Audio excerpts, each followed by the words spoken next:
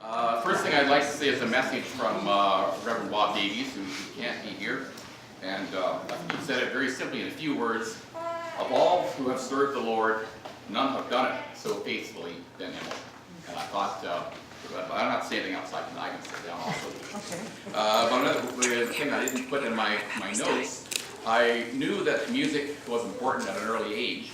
I remember, saying to my mother at a young age, I don't know, 5 or 6 or 7, that I'd hum all the way through the hymn, and I wanted her to know that. I felt that was important. And I'm reminded of the day in particular because I got the last hymn book, and page 1's missing.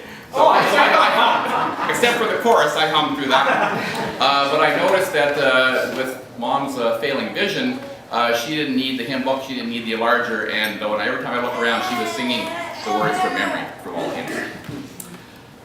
So I'm here today to talk about the Emily May Holton window.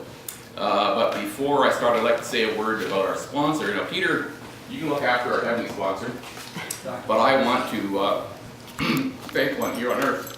My mother would not have the quality of life that she has living with us without a daughter-in-law like Kathy. Kathy, I love you and I not thank you enough for what you do to provide a home for the mother and now Martha and Jeremy, and maybe Taylor, I don't know, Jeremy can't be with us today, but you tell Jeremy, I want you to take note, I want Jeremy and Martha to take note when they're choosing a life partner to look at their mother, because we may need a place to live. Now as a medical technologist, when I go to lectures, the speakers now have to declare any conflict of interest if you're speaking about anything that they have a financial interest in, and I'm going to declare a major conflict of interest with my mother and father who've guided me spiritually and financially all my life, and I'll speak with great bias and prejudice in their favor. 1873, Church of the Redeemer.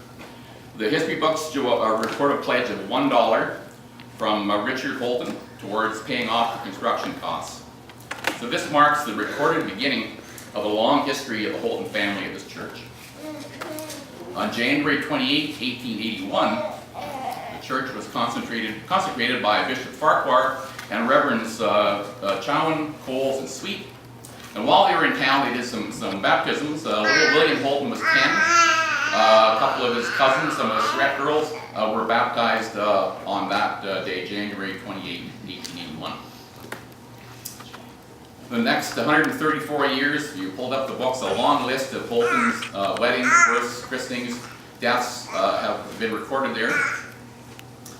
And 1923 is when William and Gertrude and their children John, Emily, Dorothy, and Ruth moved into the village out from the farm in North Cardwell to become regulars at the Church of the Redeemer. Children were baptized here, confirmed here. The 3 sisters who we have with us were born here, were married here, and William and Gertrude and Aunt Ruth all buried from here. Had many, many years of service. William rang the church bell, pocket watch in hand, 1/2 hour before the service to remind the faithful to get ready for church. My father was sure that lengthy ring was especially meant for him to get out of bed. Before there was a lawn between the church and the rectory, there was just long grass, and Grandpa would sharpen his scythe and come back and cut the grass. A job that he also did up at the Old English Cemetery.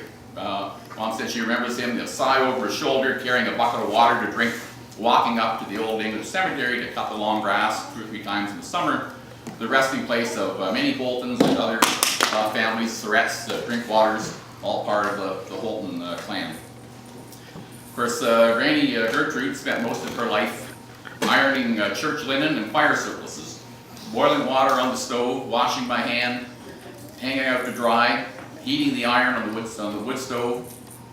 And she must have felt she had found heaven on earth when she received an electric washing machine and an iron.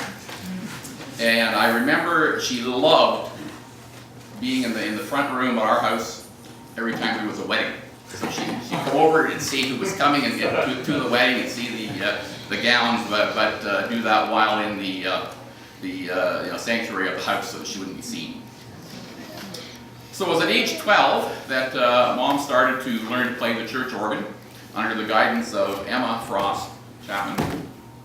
And she started first to play for Sunday school and for the later the evening service. She joined many others offering the ministry of music to the church. And we'd like to recognize, of course, Sarah, Neil, Wynn Blackmore, Dorothy Coate, Eileen Bealey. We've got Eileen Finson here, and many more who have supported the church through ministry of music through the years. But none can match Mom's service of over 70 years, stopped only by the loss of vision. I said she should know the hymns by now. I mean, she knew the words, but she was a sight reader for music, so she couldn't play them from memory. In her career, she went through 4 church organs, 4 hymn books, 3 styles of choir gowns, and countless ministers. Now, in later years, I know that both Bob Davies and Peter Simmons relied on her, as you just said, for guidance during the service. So I remember being here, and both Bob and Peter saying, "Well, Emily, what comes next?" So they perhaps lost their place in the service. Many times. She's given a lifetime of service to the church and the village through the Anglican Church Women, the Sunday School Superintendent, the Women's Institute, the Legion Auxiliary, following the lifetime of service given by her parents. Now, organists were paid a small honorarium by the ACW, but as treasurer of the ACW, my mother seemed to skip writing herself a check. And I recall going to church in the city. I was in university, and I was shocked to learn that the organist was paid. I thought that was terrible. Now, I have about 4 or 5 or 6 hours of stories that I've taped, so I'm going to play them out here. But no, Mom said, no, quote, "I'm telling you these stories, but I don't want you telling them at church." She simply says, as Peter's already said, she was put here by God to offer what skills she had to share. So since I'm not allowed to tell any more of these stories, we'll come to the window dedicated here today.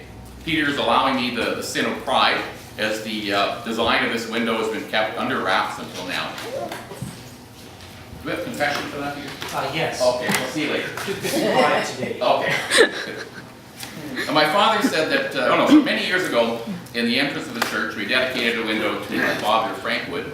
We're using the old red and green glass from this church that he had the forethought to preserve when the various picture windows were installed in the 60s and the early 70s. And the design there is simply a flower representing his love of gardening, the father of 3 sons, and of course the Holy Trinity. My father said that cogitation is the most important part of any job. So after 15 years of cogitation, I came up with the concept for this window.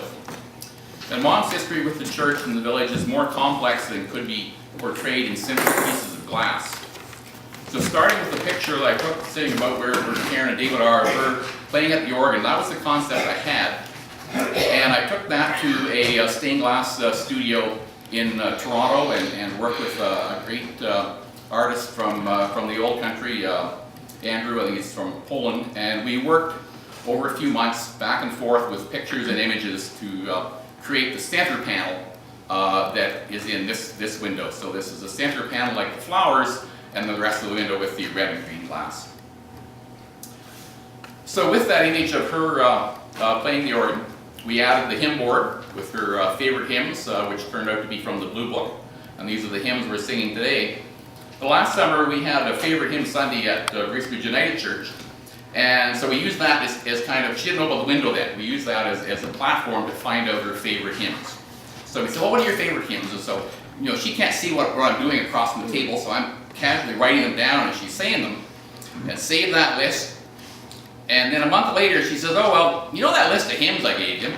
Well, they're not really my favorites. She says that my favorites are not in the current hymn book, they're in the old, the old Blue Book and some other books. So she then gives us another list of about 7 or 8 hymns. So Peter and I worked together and decided to just chose the ones from just from the Blue Book, because some were not even in print anymore perhaps, and chose these ones today. And then later on, once we, on Mom's birthday, we showed her the panel and talked about the service. So it's been a non-ending hell since then of her coordinating what's going on today.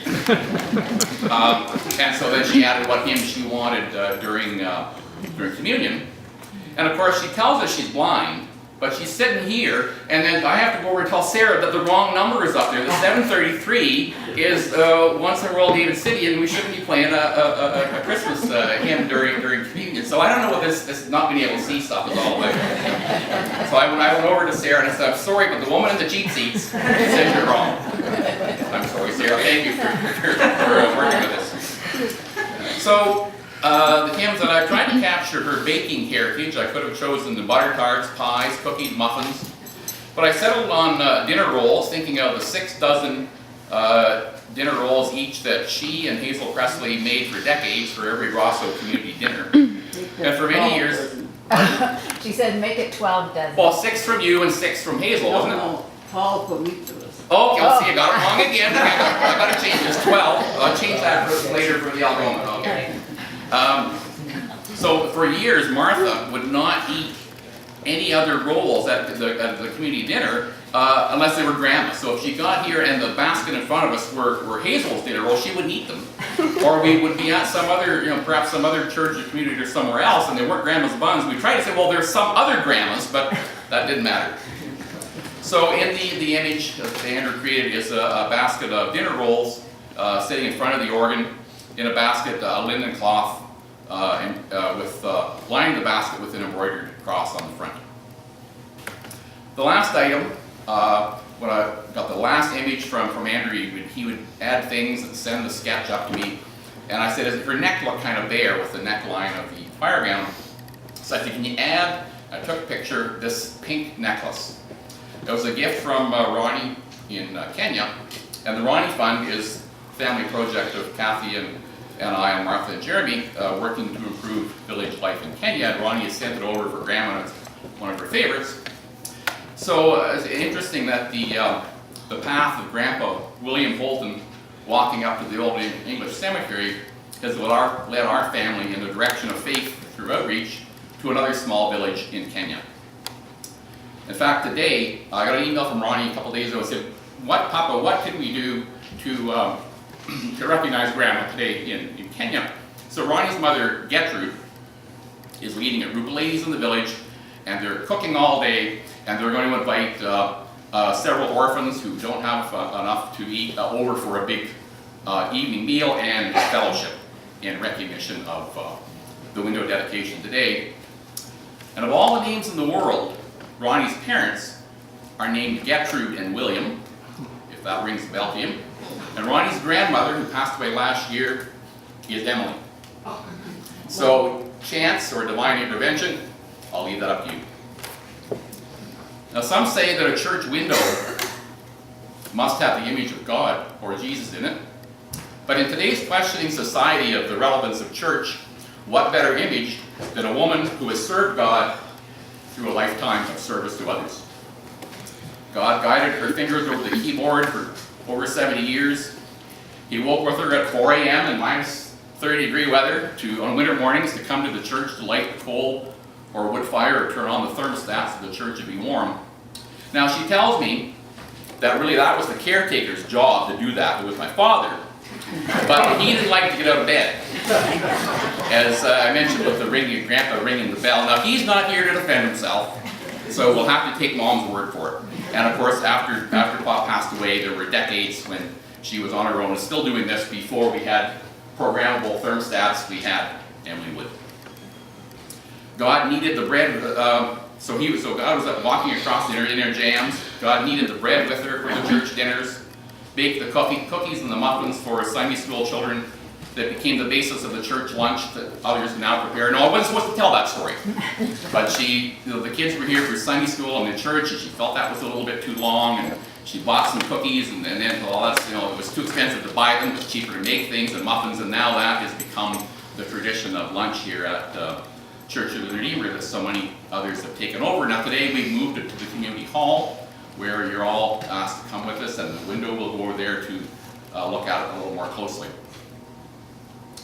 And God gave her the family that cared for her now and continued to carry on her faith through outreach to others. So without further ado, I offer this window to the glory of God, the Church of the Redeemer, in recognition of the service to God and God's children by Emily Wood and the Holton family.